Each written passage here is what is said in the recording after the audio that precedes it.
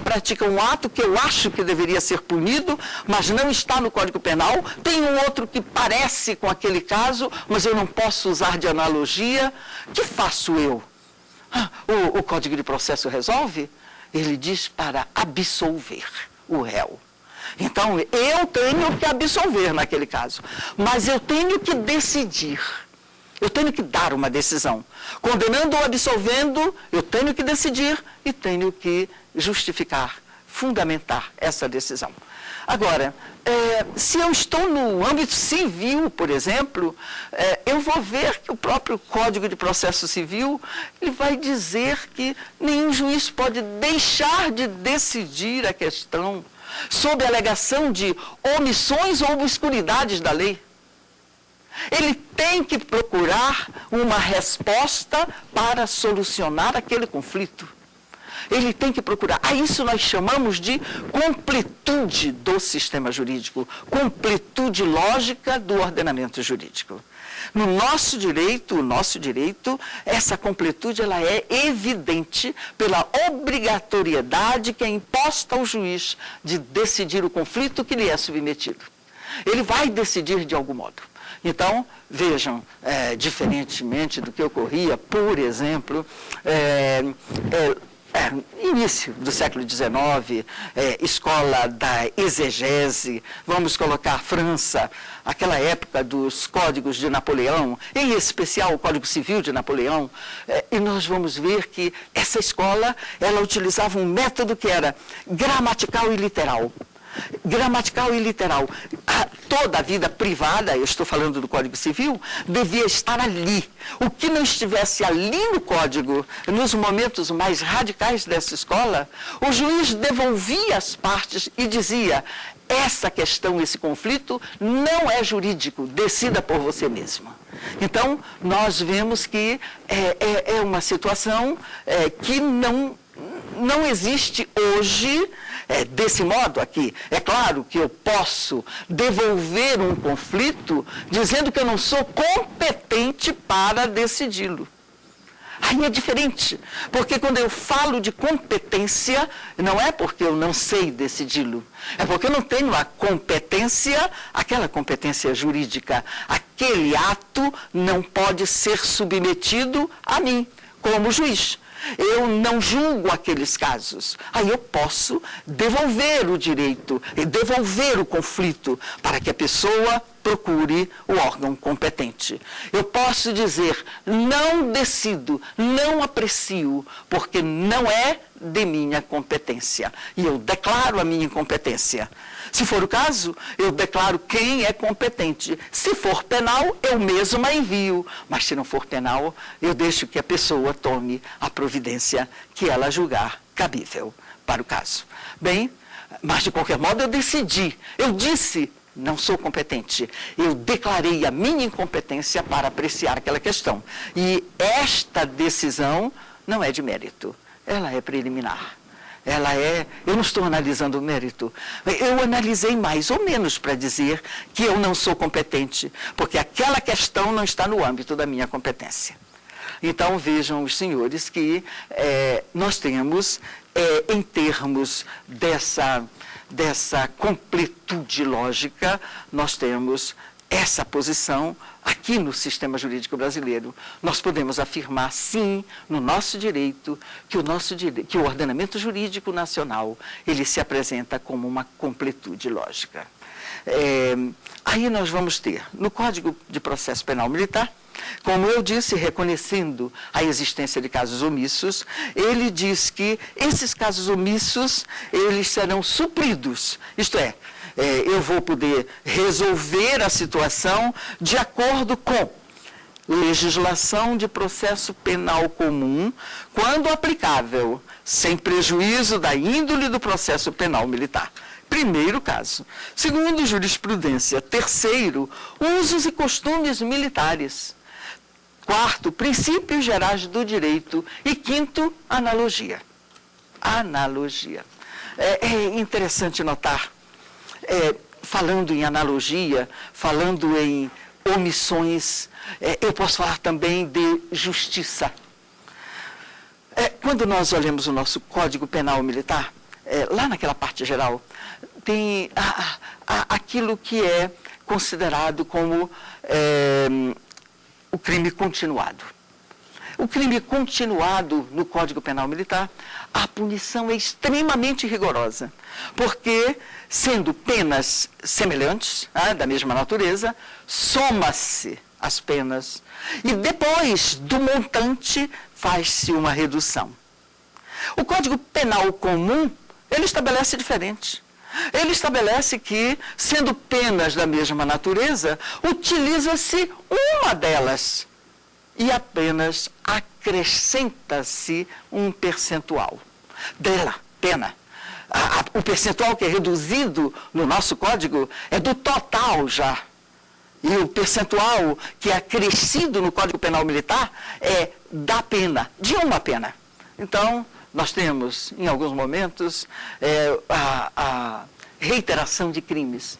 Eu já tive um processo, por exemplo, em que alguém tinha praticado 87 vezes um tipo de crime que tinha como pena, a pena mínima, porque era patrimônio sujeito à administração militar, a pena mínima para cada crime era 2 anos e 3 meses.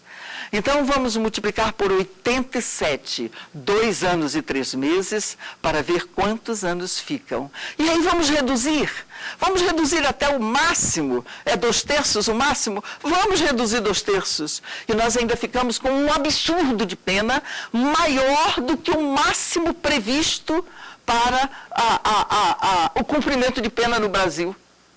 Então, o que nós vamos ter aí? Esse absurdo na consideração da pena e no Código Penal Comum. Essa mesma pessoa com 87 crimes e a pena 2 anos e 3 meses, teria 2 anos e 3 meses aplicado, acrescido, e aí eu poderia acrescer o máximo. Vamos colocar os 2/3. Aí eu teria quanto de pena? Uma diferença, assim, tipo de 40, 50 anos de prisão. E nós ficamos numa situação muito difícil com o Código Penal Militar. Isso ainda existe no Código Penal Militar. Mas nós, devagarinho, fomos começando quando eu falo nós, são nós juízes e até o próprio tribunal, porque ele foi aceitando isso. E depois ele começou a admitir, como dele também, esse tipo de postura. Nós, por uma questão de equidade, até mesmo de isonomia, são cidadãos da mesma sociedade. É um absurdo de diferença que não justifica o direito especializado. Nós começamos a fazer assim, tipo, a dizer que os 80 crimes eu vou considerar 5. Mas isso é tudo irreal, né? É totalmente irreal. E depois vai considerar 3, e depois passa a considerar 2. E aí passa a dizer o seguinte: por um princípio de justiça, logo de equidade, para o caso concreto ali, eu considero como se não existisse esse artigo 80 do Código Penal Militar. Eu aplico o artigo do Código Penal Comum. É interessante, né? Porque não existe a omissão, não existe nem ambiguidade, não existe obscuridade, não tem por que afastar aquilo. Existe o rigor draconiano.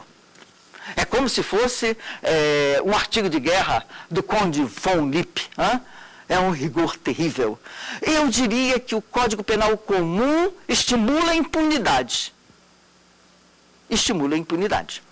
Então, por que fazer o menos se você pode fazer o mais e ter o mesmo resultado quase? Na realidade, você tem que ver, estimula a impunidade, penso eu.